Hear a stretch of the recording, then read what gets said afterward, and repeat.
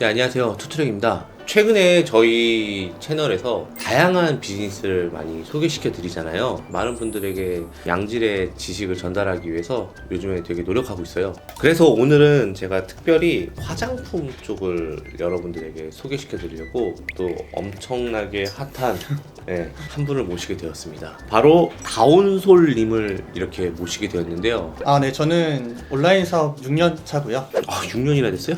네. 위탁 판매랑 브랜드 병행 수입, 화장품 이렇게 세 가지 사업 운영하고 있습니다. 반갑습니다. 화장품 제조까지는 그래도 유튜브에 그래도 좀 있어요. 네. 뭐 어떻게 만들고 뭐 어쩌고저쩌고 하는 거 있는데 브랜딩화해서 판매해서 진짜로 마케팅까지 해갖고 매출도 많이 일으키고 수익도 많이 나오고 이런 내용들을 푸는 컨텐츠는 없더라고요. 그래서 제가 이렇게 다운솔님 모시게 되었던 거고요. 다운솔님 같은 경우는 원래는 병행 수입을 진행을 하셨었어요. 위탁도 지금 하고 계시고요. 그렇죠. 이 둘로는 만족을 못 하신 건가요?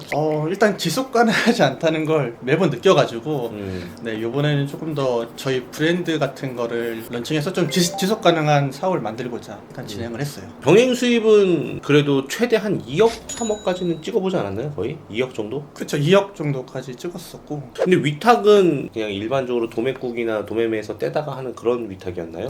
아니요, 그런 위탁은 아니었고 기존의 제품이어도 저희 브랜드처럼 보이게 좀 리브랜딩해서 판매를 하는 방식으로 위탁을 하고 있었어요. 거기서 어떻게 보면 이제 브랜드의 위력을 좀 실감하셨겠어요? 일단은 그 광고비 자체가 네. 확실히 브랜딩 쪽으로 해야지 네. 절약도 되고 이제 남는 게 있으니까. 근데 보통 브랜드라고 한다고 한다면 보통은 광고비가 더 많이 들어가지 않나? 라고 하는데 지금 말씀하시는 거는 좀 반대거든요? 어떤 부분인 거죠? 일단은 가장 중요한 거는 전제 조건이 있어요. 브랜드의 전제 조건. 재구매가 있는 상품을 해야 된다. 그래서 광고비를 어차피 써도 이게 재구매가 있는 상품이면은 별로 아깝지가 않은 거죠. 광고비 똑같은 광고비를 쓰더라도. 그러면 일단은 초기 브랜드는 그런 식으로 하셨던 거네요? 그쵸. 작게 한번 테스트를 해본 거죠. 그래서 허검하는 것 중에 이제 왜 화장품을 선택을 하신 거예요? 저는 애초에 화장품을 만든 게 해외 수출 목적으로 만들어서 사실 국내 시장은 이제 하얀길을 걷고 있다고 생각을 했어요. 지금 다운솔님 지금 사업 6년 차에 국내 화장품 하얀길이다 뭐 이렇게 딱 얘기하시는 건가요? 국내 화장품은 아니고 그냥 전반적으로 저희 인구나 이런 것들을 봤을 때 그리고 워낙 레벨들이 다 높게 올라오다 보니까 건기식도 있고 다 있긴 한데 확실히 해외 쪽 시장을 노릴 수 있는 상품은 지금 K 버프를 받을 수 있는 거는 화장품밖에 없다는 생각이 좀 강하게 들어서 그렇게 진행을 했던 것 같아요. 저는 타겟층이 높아요. 이미 수출 잘 되고 있는 것도 다 20, 30대를 타겟층으로 많이 하고 있는데 해외도 똑같이 저희랑 인구 분포가 똑같다면 그 층은 다 나눠져 있다고 생각을 하거든요. 그래서 제 국내에서 판매하고 있는 것도 연령대가 높고 해외도 좀 그렇게 플레이하지 않을까.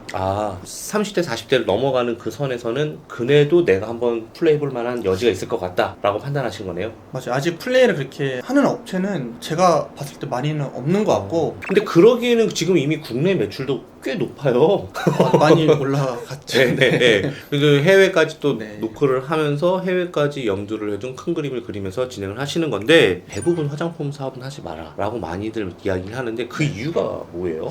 일단은 레드오션 이죠. 누가 봐도 레드오션이고 네이버에 검색을 뭐 앰플이든 크림이든 하더라도 저희가 알 법한 브랜드들이 다 나오고 가격 비교는 다 묶여있고 뭐 CPC는 뭐 한 3, 4천 원은 기본이고 이러다 보니까 이제 저희 같은 사업자들이 봤을 때 이거는 들어가면 안 되는 시장이다 이렇게 많이들 생각을 하시는 것 같아요. 근데 저는 오히려 이 부분이 시장이 넓다고 좀 판단이 돼서 화장품을 좀 진입하게 되었어요.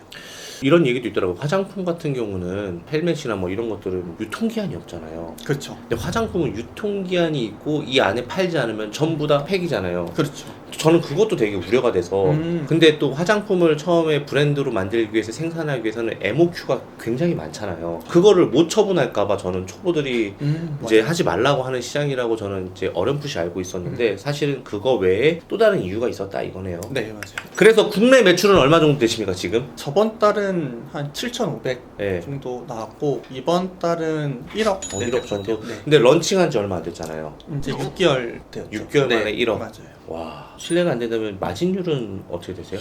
일단은 뭐 마진율은 예전에는 제가 뭐 몇 프로다 이렇게 했는데 저는 애초에 지금 구조를 다르게 생각하는 게 마진율을 20% 보고 다 광고비로 쓴다. 뭐 더 많이 벌 수도 있긴 한데 애초에 목적이 요 국내 시장에서 돈을 많이 버는 게 아니라 해외를 가는 거기 때문에 최대한 많이 알리고 많이 써보게 하고 라인업을 늘리는 게 목적이어서 저는 20%로 딱 정해놓고 지금 마케팅비를 다 사용하고 있어요. 제가 한 3개월 전에, 4개월 전인가 물어봤을 때는 한 3천 나왔어요 이랬잖아. 네, 맞아요. 예, 거의 뭐 성장세가 매달 20%씩 늘어나는 것 같아요. 지금 이 영상이 나갈 때쯤은 또 얼마 나올지 모르겠는데 직원이 몇 명이에요? 지금 2명 있고요. 2명이서 와. 이제 프리랜서로 좀 돌리고 있고 오. 네, 나머지 분들은 지금 하시는 제품들은 기초인가요, 색조인가요, 뭐 아니면 저는 기초만 하고 있고요. 예. 사실 색조는 제가 아예 모르고 그것도 제가 테스트해볼 수도 없고 그러다 보니까 기초 라인만 하고 있습니다. 네. 화장품도 원래 잘 안 쓰셨잖아요. 올인원 쓰셨는데 올인원 그냥 한 방에. 그렇죠. 네, 화장품을 관심을 갖기가 힘들어요. 네. 그런데 원래 그렇게 관심 많았어요? 원래는 관심은 하나도 없었고 네. 이제 브랜드 런칭하면서 관심이 좀 생기기 시작하고 이제 선크림 바르나요? 매일 바르죠.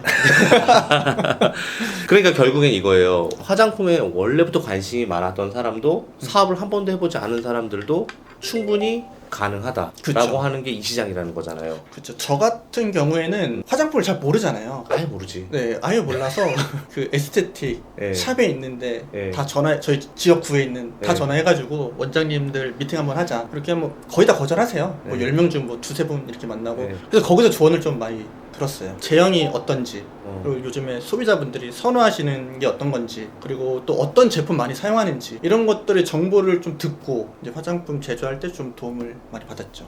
화장품을 모르는 사람도 시장 조사를 진짜 발로 뛰어가면서 하면 뭐안 되는 건 없다. 그렇죠. 모르니까 뭐 제가 아무리 뭐 이거 성분이 어떻고 조사해봤자 이제 실물로 하시는 분들은 좀 다르니까 오히려 그런 분들을 이용해서 정보를 많이 얻었던 것 같아요, 초반에. 어찌됐건 간에 이제 화장품 이제 CF품이 나오게 되면은 네. 테스트를 한번 해봐야 될 거 아니에요. 그렇죠. 그거는 어떻게 했어요? 직원도 다 남성분인 걸로 알고 있고. 맞아요. 그래서 저는 샘플이 오면 저희 타겟층이 좀 높아요. 그래서 부모님들한테 아니면 내 나이 또래 더 위에요. 더 위요? 네, 더 위. 그래서 써보게끔 하거나 저희 부모님 세대, 네. 부모님 지인분들 다 뿌려주고 STD 원장님도 약간 그 세대예요. 그래서 그분들한테 좀 조언 좀 얻고 이런 식으로 테스트를 좀 많이 했던 것 같아요. 제가 한 6개월, 7개월 전에 네. 상품을 받아봤잖아요. 네. 그리고 제가 그걸 써봤잖아요. 네. 전 그것만 써요, 요즘. 너무 좋아. 맞아요. 왕창 줬잖아요, 선물. 그렇죠. 그래서 그걸 저희 회사 여자 직원분들한테 다 나눠줬는데 다들 평가가 그것만 씁니다. 맞아요. 네, 그래갖고 이거 상품은 너무 좋구나. 화장품을 처음 한 사람도 이렇게 공부를 열심히 하면 될 수 있구나라는 걸 알게 됐어요. 맞아요. 이게 사실 처음이라고 제가 다 공부해서 할 필요는 없잖아요. 그래서 그런 도움을 많이 받아서 하면은 충분히 좋은 제품이 나올 수 있고, 저는 제조사 사장님하고도 좀 얘기를 많이 했어요. 그래서 제조사 사장님이 약간 그런 쪽으로도 잘 아시고, 그래서 오히려 좋은 제품 만드는 게 진짜 가장 베스트이지 않나. 그러면 보통 이제 화장품 사업이든 뭐 이런 걸 아무것도 못 해본 사람들은 이제 네. 화장품을 내가 사업을 하려고 하면은 우리 집에 연구소가 있어야 되나? 내가 시약을 사갖고 섞어갖고 만들어야 되는 건가? 뭐 보관은 어디다 해야 되고 뭐 우리 집에다 해야 되나? 뭐 이렇게 생각할 수 있는데 그 부분에 대해서 좀 간략하게 좀 소개 좀 해주세요. 일단 제조사는 뭐 컨택을 많이 하면서 좋은 제조사를 찾는 게 1차적인 목표인 거고, 저 같은 그걸 만들어주는 업체가 따로 있어요?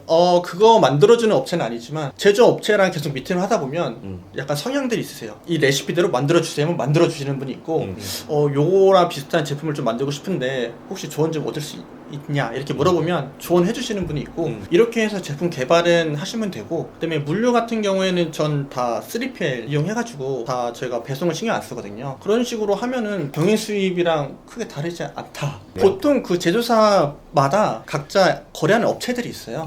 그래서 그 업체들 통해 하면은 생각보다 막 이렇게 어렵진 않거든요. 제조하는 업체 한 군데만 뚫으면 나머지는 다 자연스럽게 알게 되겠네요. 그렇죠. 다 거래처들이 있으니까 네, 훨씬 수월하게 하고 이런 방향으로 만드는 게 좋을 거다. 이렇게 조언도 해주시고. 결국엔 만드는 게 어려운 게 아니라 판매하는 게 어려운 거네요. 그렇죠. 제가 그 제조사 사장님께도 많이 여쭤보는데 10명 중 미팅 하잖아요?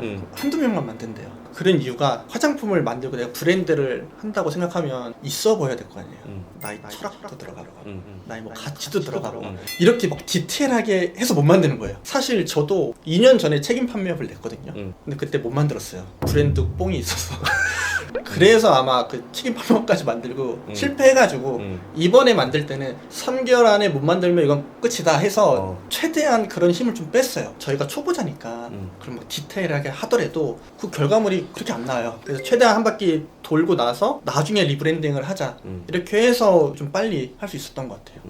그런데 브랜드 명수 같은 경우는 단돈 100만 원, 200만 원 갖고도 시작이 가능하잖아요, 솔직히. 네. 근데 화장품 같은 경우는 수천만 원이 든다, 뭐 억도 든다. 근데 실제로 얼마나 갖고 시작하셨어요? 일단 뭐 만들고 패키징까지 한 3,400? 3,400이면 가능해요? 네, 한 400 언더면 가능해요.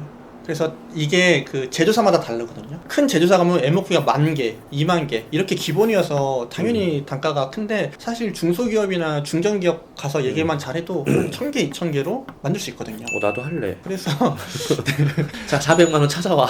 네, 그래서 뭐 크게 그렇게 비용이 많이 들거나 하진 않고 근데 오히려 뭐 병행 수입이랑 좀 비슷하다고 생각을 해요. 뭐 제가 알고 있기로는 화장품, 진짜 화장품보다는 용기가 훨씬 더 맞아요. 비싸다고 하는데 맞아. 50%가 50%가 용기 값이에요? 50%가 돼. 와, 이거 준비하면서 가장 힘들었던 단계가 뭐예요?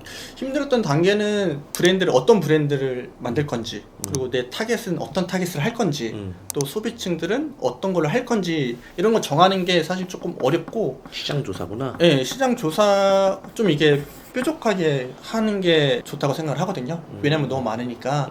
네, 그런 시장 조사를 하는 게 가장 힘든 부분인데 그거보다 더 힘든 건 애초에 못 만들어요. 아, 거기까지 못 가? 못 가요 그냥. 그러니까 너무 이게 뽕이 치해서. 아니, 뭐 이상하게 제가 다운솔님하고 좀 이렇게 퇴근하면서 전화할 때마다 네. 항상 그렇게 편지를 쓰고 계세요, 고객한테. 네. 초반에 그 정도 작업까지 하시는 게 그 전 직원이 딱 모였고 하루 종일 편지만 쓰고 접는다면서요. 한 2-3시간 하죠. 네. 사실 편지 접는 게 어렵지는 않아서 근데 저희는 네. 광고비를 쓰는데 이 고객분이 우리의 진짜 화장품이 잘 맞고 그렇게 느꼈을 때 이분이 1년을 구매해 줄 수 있는 거잖아요. 그러니까 더 집중을 할 수 있는 것 같아요. 애초에 뒷단이 없으면은 이렇게 집중할 필요가 없는데 또 써줄 거다. 아 그쵸. 그리고 이 편지 하나 주는 효과가. 네, 그게 저는 되게 크다고 생각을 해요. 없는 거보다 이거 받았는데 좀 나를 생각해 주는 건가? 약간 이런 느낌. 저희는 타겟층이 높다 보니까. 그러면 그 편지가 사람마다 다 달라요? 그건 아니고 저희가 제품을 출시할 때마다 제가 편지를 쓰는데 이제 4번째까지 썼거든요. 밑에 그냥 작은 이벤트로 제가 손글씨를 써요. 그래서 약간 재미적인 요소도 있으면 2세트, 3세트 공짜로 보내드린다 이런 거 쓰는데 연락이 없으시더라고요. 안 읽는지.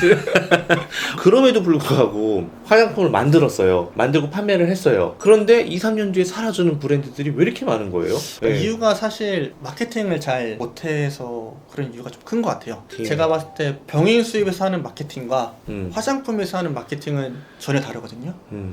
오히려 다른 마케팅 루트가 있고 그러니까 애초에 저는 시장이 크다 보니까 할 수 있는 데가 되게 많다고 생각을 해요. 그래서 이런 것들을 아직 정확히 모르셔서 많이들 이렇게 없어지지 않나. 지속적으로 진화하는 플랫폼과 고객의 이제 니즈가 높아지는 거를 못 맞춰서 못 하시는 분들이 많은 것 같다라고 그렇죠. 하시는 거죠? 네. 아, 지금 들어보다 보면은 초보자는 불가능한 사업 같은데 초보가 가능한 사업 맞아요? 일단 초보가 가능한 사업이라고 저는 생각을 할 수 있고 그리고 애초에 저도 자본금을 많이 가지고 시작한 건 아니거든요. 이번 역시. 그치. 사실 저도 예전에는 단계가 중요하다고 생각을 했거든요. 네. 뭐 위탁 판매하고 구매 대행하고 그 다음 테크트리는 병행 수입, 그 다음에는 뭐 브랜드 병행 브랜드. 수입, 그 다음에 진짜 브랜드. 어. 이런 테크트리가 있어야지 성장을 한다고 생각했는데 주위에 잘 되신 분들을 보니까 역시 브랜드 하신 분들은 따라잡을 수 없을 만큼 매출이 벌어져 있고 그리고 왜냐하면 쌓이는 마케팅을 하니까 재구매도 계속 있고 그러니까 제가 따라갈 수가 없더라고요. 그리고 만약에 구매 대행을 한다고 했을 때 광고에 대해서 공부를 안 하잖아요. 안 하죠. 병행 수입을 한다고 했을 때 그 CPC 말고 다른 마케팅을 고민을 하냐? 마진이 없으니까 안 한단 말이에요. 거의 뭐 제트 크로스, 로켓 그렇죠. 크로스 CPC만 정도만 하니까. 예. 그리고 제가 들었던 생각이 애초에 화장품은 그런 것들을 다 해볼 수 있는 여건이 되니까 원가가 적다 보니까 오히려 그런 관점에서 보면은 처음부터 도전해도 괜찮지 않을까. 근데 전제 조건이 있는데 구매 대행이나 위탁 판매처럼 쉬운 비즈니스는 아닌 건 확실하다. 아니죠. 아니죠. 네, 뭐 그 정도 생각하고 오시는 거면은 사실 안 하는 게 맞고 근데 이거 이상으로 이제 내가 마케팅에 공부도 하고 한 주기를 볼 수 있다. 그런 거 목적으로 오는 거는 저는 찬성. 위탁도 해봤고 리브랜딩도 해봤고 브랜딩 병행 수입도 해봤고 화장품도 해봤습니다. 다 해봤는데 화장품을 하기 전과 화장품을 한 후에 많은 생각이 변했을 것 같아요. 이제는 브랜딩 병수 쳐다도 안 본다고. 소식을 안 하죠. 예, 예. 일단 제가 19년도에 시작을 했는데 그 딱 1년 뒤에 매출 엄청 많이 나왔을 때 엄청 많이 났죠. 그때 느꼈던 게 이거 1, 2년만 빨리 했으면 너무 좋았겠다라는 생각을 하고, 그러니까 애초에 저는 그 블루 시장에 너무 오래 있었던 것 같아요. 이 레드 시장으로 빨리 좀만 더 깨고 나왔으면은 지금도 매출 올라가는 규모도 시장이 크니까 그렇게 올라갈 수 있었던 것 같고. 야, 아주 재밌을 것 같아요. 근데 여러분들 눈치를 채셨겠지만 앞으로 저희가 다운솔님과 함께 화장품의 A부터 Z까지 브랜딩에 대해서 조금 여러분들께 설명을 해드릴 예정이에요. 앞으로 어떤 내용에 대한 컨텐츠를 좀 만들어 주실 거예요? 일단 제가 6개월 동안 진행해 왔던 뭐 제조사는 어떻게 컨택했는지, 어떤 화장품을 만들면 망했는지, 그리고 뭐 부자재는 어떻게 했는지, 그리고 1인 기업이 할 수 있는 마케팅들은 어떤 게 있는지, 그냥 제가 했던 그거를 보여줄 수 있을 것 같아요. 6개월 전부터 1억이 될 때까지의 모든 경로를 쫙 한번 훑어주신다는 거네요. 그렇죠. 오. 그래서 초보자분들도 진입했을 때 따라올 수 있을지 모르겠지만 네, 뭐 그 정도의 어쨌든 한번 훑어볼 수 있는 네, 그런 것들을 아마 소개시켜 드릴 것 같아요. 이야, 우리 구독자분들 개 탔네. 제가 진짜 어렵게 데리고 왔어요. 아무튼 너무 반가운 소식이고요. 최근에 미카엘님의 브랜드 셀링, 유통 요쪽도 많은 분들이 관심을 가지면서 지금 많은 분들이 또 다른 파이프라인을 만들었는데, 이 기회에 이제 브랜드 유통을 하지 못했던 분들 혹은 새롭게 진입하신 분들이 이제 화장품 브랜드를 내는 게 어렵지 않다, 3,400만 원 있어도 충분히 가능하다는 거 알았고, 거기에 이제 나만 녹여서 이제 여러분들이 한번 만들면 된다고 하니까 이제 알람 즐겨 해놓고 보시면 좋을 것 같다는 생각이 듭니다. 제가 알고 있는 다운솔님은 벌써 안지도 5년 정도가 됐는데 되게 성실하고 좀 일단 허례허식이 별로 없는 친구예요. 어렵게 설득해서 데리고 왔는데 또 그만큼 또 온 만큼 또 최선을 다해서 여러분들에게 좋은 지식 알려줄 거라고 생각을 하면서, 자, 오늘 영상을 여기서 모두 마치도록 하겠습니다. 자, 그럼 모두가 부자 되는 그날까지 지금까지 다운솔 투트리였습니다. 감사합니다. 감사합니다.